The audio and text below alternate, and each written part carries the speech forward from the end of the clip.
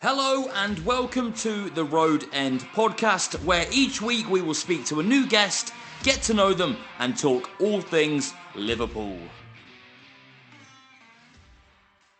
Hi everyone, welcome to the Road End podcast. I'm pleased to say today I'm joined by Paul Smith. Paul was a professional boxer who now coaches and regularly analyses fights on live TV. First of all, mate, thanks for joining. How are you? I'm all right, thanks. You? Yeah, good, thanks, mate. Good. Nice to have you on. Happy to be on, no problem. Thank you. So, your career, Paul, you had 45 fights, winning 38 and 22 by knockout. Good record, isn't it? Yeah, proud of the career I had. Not necessarily the record. On the record, the same with, like, fortunately or unfortunately, for the same with my brothers. We've only ever lost to world champions, I think. Yeah. When you go through the record and see, I think there was one early on in my career where it just I've already got rubbed blinds on it, but apart from that, the fights that we've lost have been notable names to the fighters who were world champions or who went on to win world titles. So everyone always obviously speaks about the four of us collectively as a group because of what we've done in boxing, which is great, which is absolutely fine and expected. The four of us between us, like there's some old record there between the four of us. And obviously, Liam and Callum are still at it. Yeah, still fighting, still winning, still doing well, thankfully. God willing, it continues. But yeah, got to try and keep safe, keep your health about you, keep your wits about you, and keep winning, which is what they're doing, thankfully, at the moment. So, in terms of retirement, how do you know when it's your time? Obviously, it could be on the end of a loss or stuff like that, but was it a case of getting out at the right time for you? Yeah, there's an old saying in boxing, one fight too many. And we always said we'll never let it get that way. I think if I'd have had my way, I may have had one more, and it might have been that one too many. But we always said we'd take the other ones down and say when it's the end, if they're trying to carry on too long. I think I knew I was done the minute the final bell went, or the minute the first bell went, to be honest, I should say, especially when the final bell went. I felt my age, I knew I was done, I knew I didn't have it anymore. But obviously then you get a call offering you more fights for more money and better paydays and the likes and more opportunity, and you start kidding yourself straight away. Then you start the old dance what you have with yourself. Nah, I'm all right, I'm okay, I can do that, I can do this, and ultimately you can't. So I got out bang at the right time. Same with Stephen. No point in, if you felt your age. Stephen, I felt sorry for because of COVID. His COVID sort of cut his career short. But it's always better to get out at the right time or one too early rather than one too late. Well said. My first time watching you, I remember it well, to be honest. I know this is quite some time into your fighting career, but I remember you fighting Tony Quigley on the grudge match at the Echo. I didn't know much about either, to be honest, in terms of fighting careers. I watched boxing, but I think that was when my interest become more into, like, obviously your career and the lads, your brothers. Where did all that tension come from? Was it just a case of two Scousers, or? Yeah and no. I've known Tony and his family, and like I'm speaking from it now. What is it now? 14 years later, nearly 13 years later, at least, nearly 14 years. And I'm speaking about it now, obviously with fondness and in a different light. But at the time, I knew I'd beat him. I knew I had too much for him. I knew what I had. I could beat him and go on. And there was a little bit of needle there, obviously, with like being a local derby. But his ex-girlfriend at the time, or the girl we just split up with, was my cousin, and they didn't end too well at the time. I remember they were arguing a lot and everything else. And it was just the needle just came from the reaction that we had, the interaction that we had when we got together, like a press conference head to head and all that. And it was one of them, where I wouldn't have liked to have had to fight with him in the street because he's a handful, and it would have been hard to split us up or stop us. But I just knew I was getting to him, and I knew I was annoying him, and I knew the way I was speaking was getting to him, and I obviously want to get in his head. I want him to be thinking of me all the time. I want his stomach to turn when all the people are coming over in the city saying to him the same as he was to me. Oh, can't wait for your fight, all of this and that. It's a lot of pressure when you're in these like not small, but local derbies, should I say. Yeah. Where you go outside of Liverpool, no one's really bothered. It's just a good fight.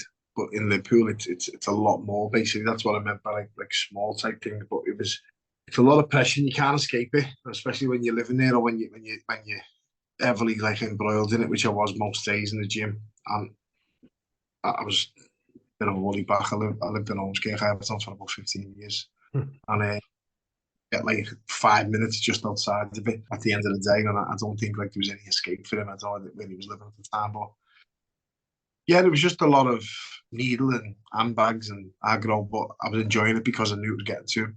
Well, Yeah. I like to think it was getting to him. And he'd had a local derby before with Tony Dodson just before it, and it was a great fight. I was there watching. I fancied my chances against either of them after watching it, but I remember thinking I've got to be at my best. I've got to be good because that was a brilliant fight. And Tony Quigley done great coming back to win it, and I felt for Dodson, and I thought he'd just done enough. But obviously, it's a 12-round fight. You've got to see the final bell to get the decision. And I just felt I was a bit more mature in the head, a bit more strong-minded for him. So the games and like the arguing and the bickering back and forth, I remember at the time like enjoying it, thinking it'd probably play in my favour and work for me. Where on the fight, I think the nerves got to him a little bit more without putting them down, saying that or being disrespectful. I think the nerves got to him a little bit more, and the occasion got to him a little bit more. Whereas to me, I was expecting every bit of that and more. You know, it was a great atmosphere, brilliant atmosphere on the night. Good little fight, close fight as well. I felt it just done enough down the stretch. I knew he outworked Dodson. I knew I'd outwork him. I knew I had a bit more in the tank towards the end, which ultimately proved the case. But yeah, great memories now looking back. But at the time, I remember it was all hated it all. Hated every bit of it. So moving on from that fight, then what's been your favourite fight in your career, whether you've won or lost?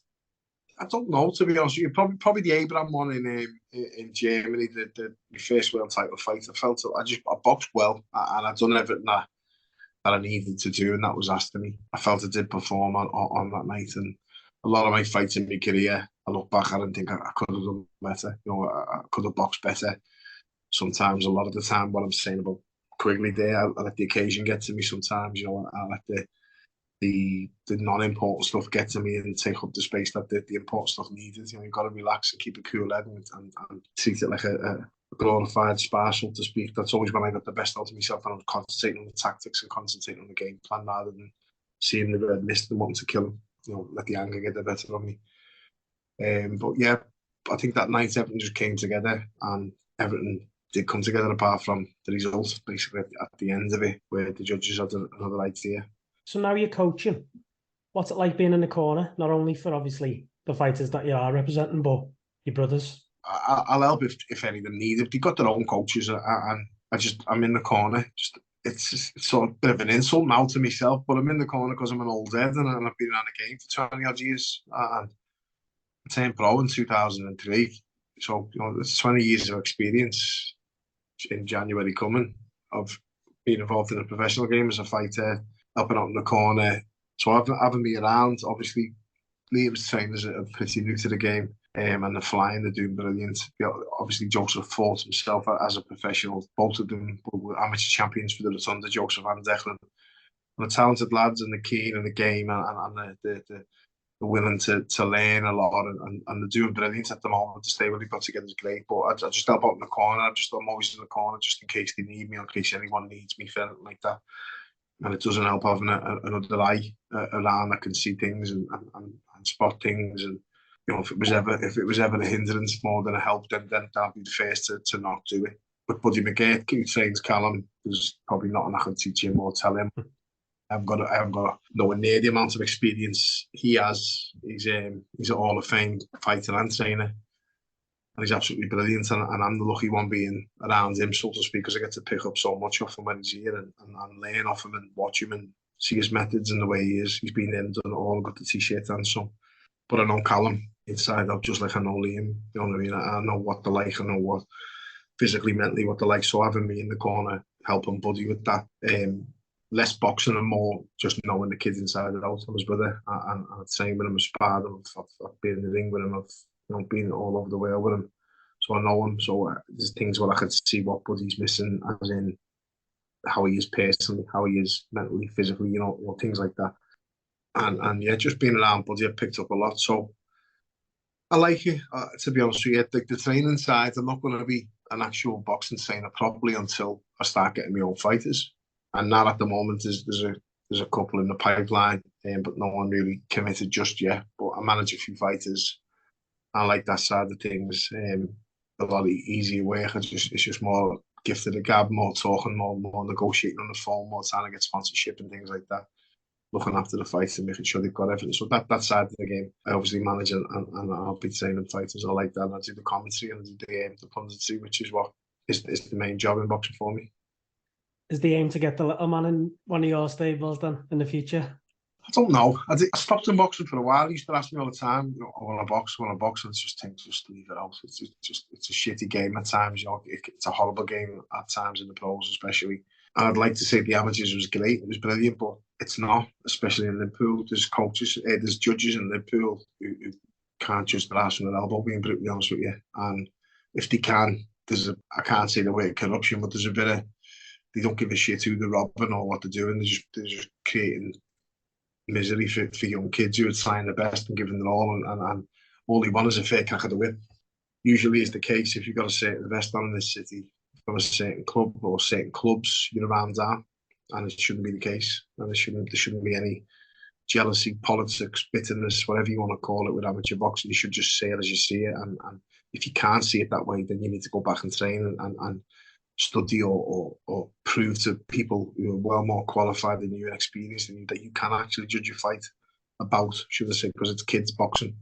So I didn't really want him to do that, but I said, if you're going to do it, then you're going to the Rotunda, which is where I am now with the nice classy background behind me. Go where we all learned and where we were taught, they're the best coaches, best gym. I know when you're getting in the ring that you're going to be more than ready. And they'll treat you as if you're their own kid, because that's how they are with every kid. And I'm in the parent room now, the committee room. I've sat around this table many a time and heard the odd parent here and there saying, "Oh, my lad has another fight yet, and he's waiting too long," and this and that. I know why. I know why it is, because I know what the coaches do. If your lad's not had a fight yet, he's not ready yet. And if he is, and when he is, he'll have the fights, and he'll be more than ready. He'll be safe, and he'll be able to look after himself rather than get thrown in the deep end, so to speak. So the gym for that's great, and that was the condition. If you're going to do it properly. If you're going to box, then go to the Thunder. But he's been here for a few years now, and he loves it. He's got a really good core group of mates out there who do anything for him, and vice versa.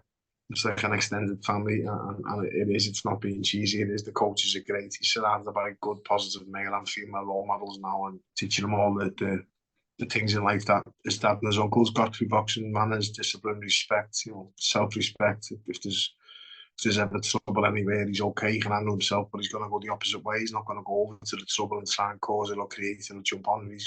Why would I want to get involved in that? There's a nice little feeling that you can get when you don't sort of have to prove yourself.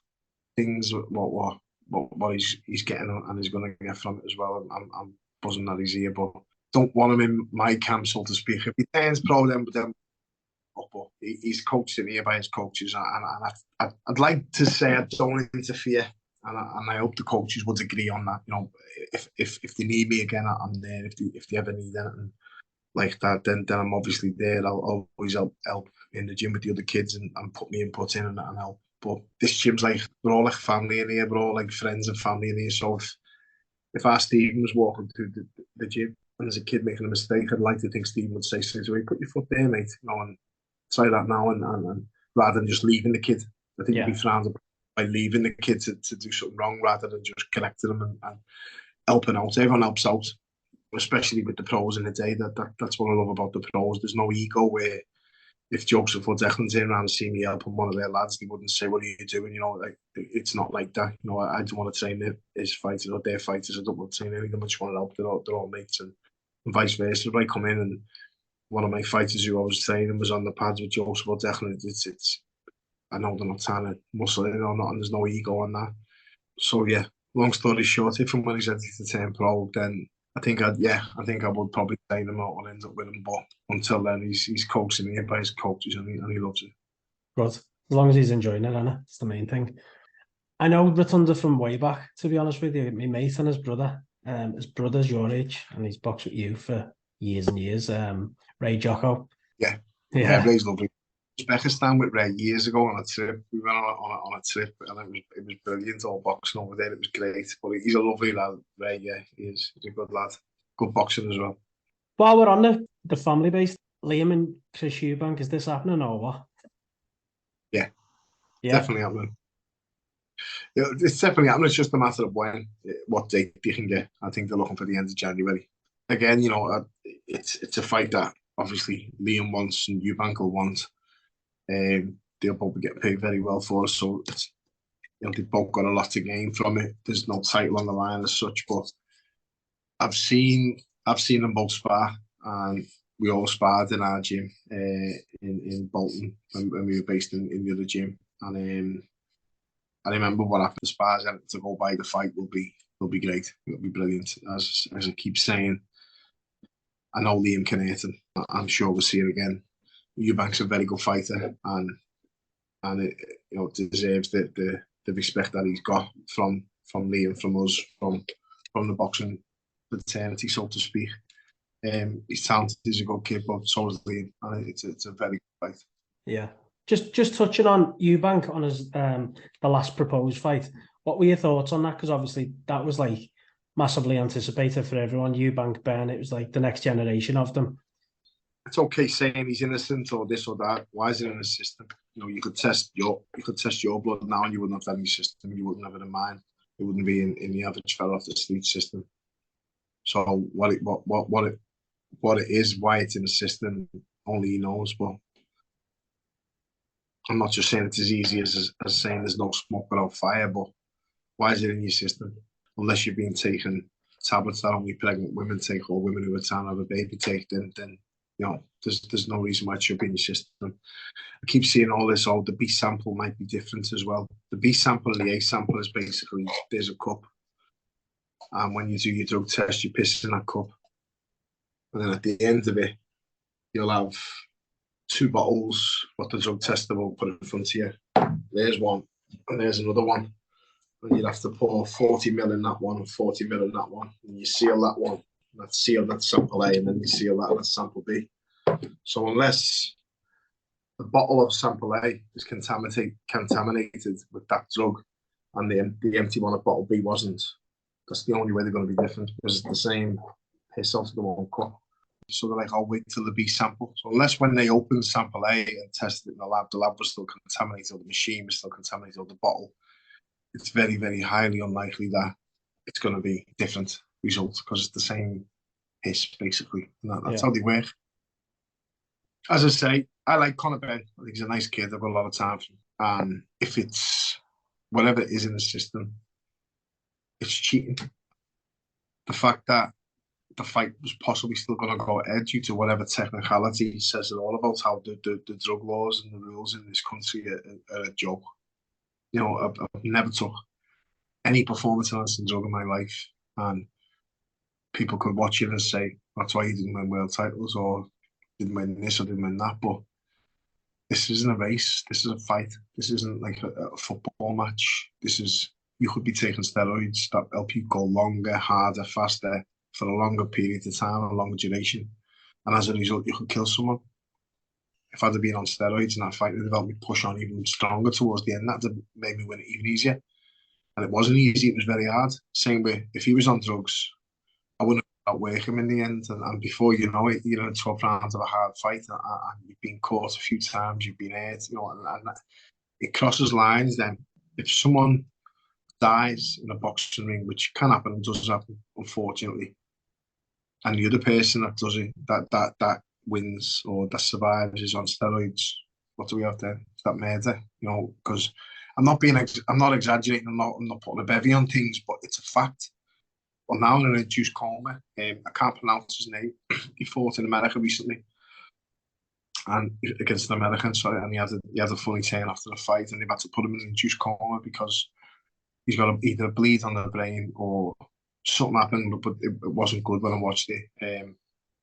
When I watched the end of the fight and the kids helping him back to the corner. Now, if he was on steroids, it's okay saying it doesn't happen. It does happen. It happens when, 2 healthy, fit, peak of their life fighters get in the ring and fight against each other. Sometimes your brain's not meant to be punched. Your head's not meant to be punched. Sometimes it happens and you take a funny turn. Now, what if the opponent was on steroids? Unfortunately, with boxing, I've seen things like where it takes something dramatic and drastic for things to change in boxing. And that happened when it got cut down from 12 to 15 to 12 rounds. It happened with the gloves when they got bumped up from 6 to 8 ounce and things like that. So we're going to see, unfortunately, something like that happen, and I hope we don't. But well, just while you're saying that, I hear a lot of people are saying, until it happens, it's not going to change. That's not fucking good enough, is it? Because these lads are getting paid to do what they love. The paying's just a bonus. They're doing what they love, fighting. So why does it take for that to happen before anyone actually cares? I agree, and it's unfortunate that people who are making the rules keep going against their own rules, and they're not actually sort of adhering to what they're saying. Now, we shouldn't have to have random testing, but we do. But you know that when you get to the fight, the likelihood is before you fight, you're gonna have to piss in the cup and take your drug test, or just after you fight, which is always a pain in the ass because you're dry, you're dehydrated, you've just fought.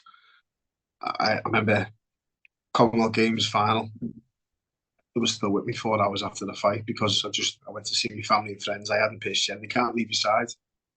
Same with Stephen after one of his fights, after one of his pro fights. Well, look, you have to just come with me then.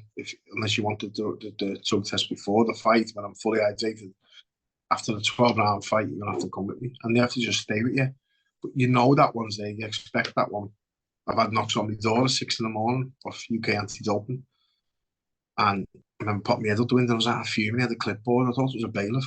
What's up? What are you after? He said, "Oh, UK anti-doping." I was like, "Oh, wait there, mate. I'll quit you now." Make them a cup of tea, do your drug test 6 in the morning. You sort of welcome them because it should be. That's how it should be. A clean sport where randomly you tested that, and it is random, so you can't take nothing. But we were laughing, me and the lads. It was like, if you wanted to take steroids, whatever one it might be, how would you do it? I was like, no fucking clue. You'd have to go and get a doctor, and then hope he keeps quiet, and then start the relationship there and say, right, I want to take something that will make me faster, bigger, stronger, but I don't want to get caught on testing this and that. And then what are you putting in your body? You know what I mean? Like, you see it with ex-bodybuilders who all probably have to take them just to keep up, but that's a different sport. You get on stage posing next to someone, you're not going to kill them, you know what I mean? But the stuff that they're taking, you have no idea what it might be doing to the heart, what it might be doing to your organs. Life's a long game after your career's gone, and if you've abused your body taking steroids or performance-enhancing drugs early on, you know, for me, the rewards is well outweighing the risk at the moment. If I get caught, I'm not going to really get much of a ban. I might get a 6-month ban, and I'll already saved that because I'm not fighting for 6 months. But the reward, I'm world champion. My next fight's for a couple of million quid now. Yeah, to answer your initial question, my opinion on it all is I was too busy being sort of flabbergasted by it and thinking, wow, you know, it's not that I didn't expect it. Looking back now, the way he's performed in his fights since how he started, his body the way it's since how he started, that could be a lot of it down to hard graft, but you're going to graft even harder if you're getting a little boost on the way, aren't you? Did I think about Eubank? Yeah, I did. I felt really sorry for him on this fight because he deserved a good payday. He was in fantastic shape himself, and it was a fight that he felt he would have won anyway. Steroids or no steroids, just too big and too strong, naturally. But I don't think we'll ever see that now. I don't think we'll see. Ben's going to clear his name, and even if he does, where's he going to give his British license up? So he might still go get in a fight in Britain. It'll be interesting to see where he goes from there. But again, as I say, you know, I do feel bad if he's innocent. It's a big if because he's a lovely kid. Deep down, and I've met him a few times, and he seems a really nice kid. Nice one for sharing that, because obviously a lot of people who are listening will just think like you pass or you fail, but obviously the whole situation of sample A and B, which sounds fucking nuts, by the way. If I go and get a Vicks nasal spray when I put it in my nose and take it, if I was still being tested, I'd fail a test for ephedrine speed. Wow. But I know that because of all the years that I was being tested. You'd have a list, what's banned, what's prohibited, and what's allowed. So any medication that you get, yeah, it's a Liverpool podcast. So I remember tearing a muscle in my quad, and I was lucky enough to know Chris Morgan and Dr. Zaff from Melwood, from Liverpool. And I got in Melwood, and it was a lower body injury I didn't have a clue about, as I say, all upper body and arms. I've got my own physios there, but I got in, and they really helped me out massively. And before I'm leaving, I'm getting given a couple of painkillers or anti-inflammatories, but Googling them there and then and searching what's on the prohibited list, which they have to do every single player. in competition and out of competition, you're fine taking them. It's an anti-inflammatory, but it's one that doesn't sort of upset your stomach. It was a painkiller. Yeah, that's how you can take that. And everything you take, you have to Google. You have to go on the prohibited list on UK anti-doping and check for it. There's some form of eye drop will flash up the same as cocaine. You can't take them eye drops. You know, the same chemical compound in them is the same that's in that. So you know what you're taking. And Premier League footballers will be the same. They'll get knocks at the door randomly, you know, and so they should. And I'm hearing all these stuff that makes me laugh recently with all the Liverpool players because we're doing so well. Apparently, we're all on it, and you know, it's loads of absolute shit. If we go and give one of the worst players in the Premier League one of them inhalers, what they're talking about, or steroids, or whatever they might be accusing the players, or do you think they're going to all of a sudden win the Ballon d'Or? Or you know, there's an old saying in boxing, you can't polish your turd, or there's an old saying in life, you can't polish your turd. And it doesn't matter what drugs you're using or performance-enhancing drugs, you're not going to do nothing anyway. You know, I could have took every steroid in the book. Was I won what Canelo's won? No, absolutely not. Not in a million years. You know, you've got to have that talent also, and you've got to work hard. You've got to really put the graft in. But when it comes down to drugs and things, your viewers and your listeners might not understand. I don't understand either. That's why I was saying before, if you said to me now, right, I've got you a batch of testosterone, how'd you take it? I'd have a good guess that you'd have to inject it because I fill a syringe up with liquid to inject it myself, but I'd trust myself with air bubbles and all that stuff. I wouldn't have a clue. We were in a hospital visiting someone recently, so we know about like stuff going in a drip. I remember saying, can't you kill people with air bubbles? And they were like, yeah. Like, imagine trying to have to administer steroids to yourself or to one of your brothers or something, you haven't got a clue. The fact that a team has got their own doctor says it all to me. You know, what do you need a doctor for? If you get sick, you go to your GP. Yeah. I have a problem, as I mentioned then, with physio. You go to a physio or you have someone nearby who you know and trust who you can ask a question. Right, I've hurt my arm here. You know, what do I do? Or my hand's broke. We've got the best hand surgeon in the country on the end of the phone if and when we need him, because he's a lovely fella and he helps us out massively. And he's operated on anyone you name it from the. He's operated on them. He's one of the first people we call for help. But if I asked him to get me some steroids, I'd like to think my relationship with him would probably be done. Yeah. When it comes to drugs and performance enhancing drugs, I don't know where they start or how they get them or what they do. I genuinely mean that. But I've got an idea. And 9 times out of 10 it'll involve a doctor or a shady team member. It's disgraceful. It's disrespectful to the other fighters as well.